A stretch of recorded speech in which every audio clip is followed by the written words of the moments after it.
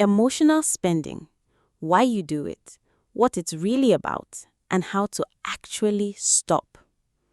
Have you ever bought something you didn't need, felt amazing for 20 minutes, and then felt worse before you opened your wallet? That's emotional spending. And today, I'm going to tell you exactly why you do it, what's actually going on underneath it, and how to genuinely stop. Not with willpower, but with something that actually works. Stay with me. Number one, what it actually is. Emotional spending is simply using money to manage feelings. That's the whole definition. It's not carelessness, it's not stupidity, it's reaching for something external to fix something internal. And the reason it works, at least for a moment, is because it genuinely does make you feel better. When you buy something, your brain releases dopamine. Real chemical, real relief. Your brain registers a purchase the same way it registers any pleasurable experience. So you're not imagining the good feeling. It's real.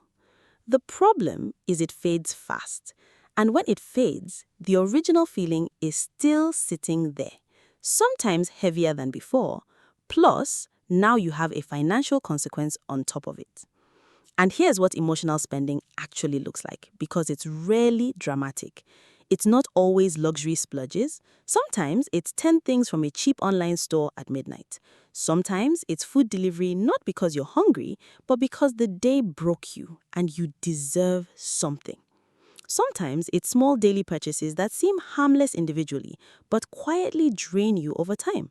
The coffee, the snack, the random add to cart, the subscription you keep forgetting to cancel.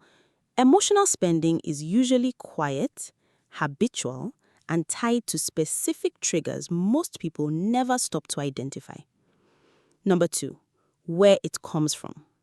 This is the part most finance content skips. They'll tell you to budget and stop impulse buying. They won't tell you why you're impulse buying. And until you understand the why, the budget won't save you.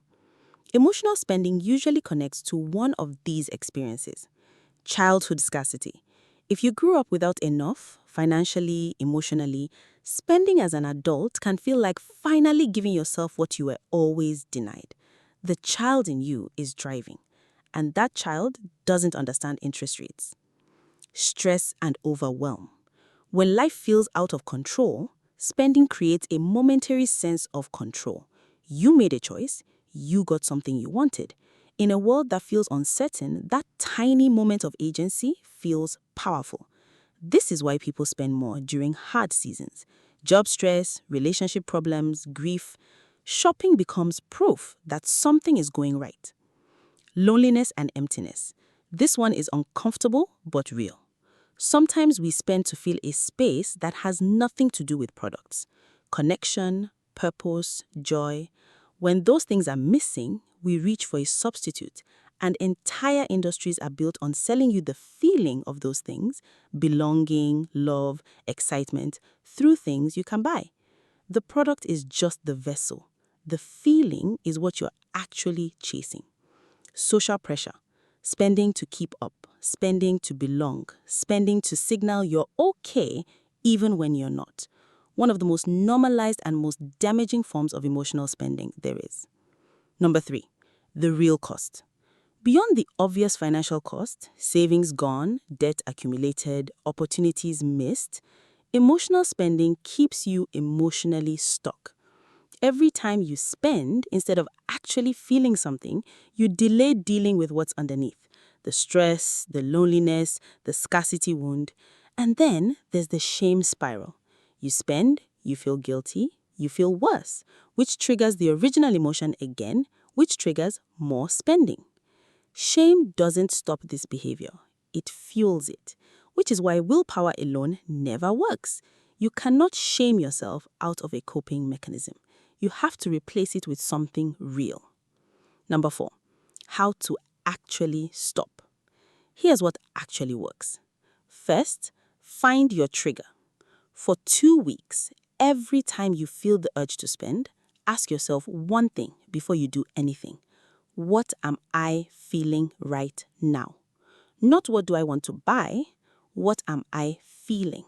Bored? Anxious? Lonely? Stressed? Write it down. Most people discover their emotional spending clusters around 2 or 3 consistent emotional states. Find yours. Second, create a pause. Implement a 24 to 48-hour rule for every unplanned purchase. Add it to cart, close the app, come back tomorrow. Most urges dissolve within hours because the emotion that triggered it has passed. The item didn't change, your need for it did. Third, find a real response to the trigger. If stress is your trigger, what else addresses stress? Movement, rest, a conversation. If loneliness is your trigger, what actually addresses loneliness? Real connection, community, presence.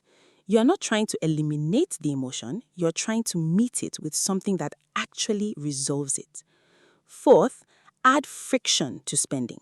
Remove saved card details from shopping apps, unsubscribe from promotional emails, move savings somewhere less accessible. You're not relying on willpower, you're redesigning your environment so the default behavior shifts. You didn't develop emotional spending because you're weak. You developed it because you're human and you found something that made hard feelings more manageable. The problem was never the feeling. The problem is the solution is costing you a future. You deserve to actually deal with what's underneath. And when you do, your relationship with money will change in ways no budget ever could. Drop a comment if this hit home, share it with someone who needs it, and subscribe. We go deep on this stuff every week.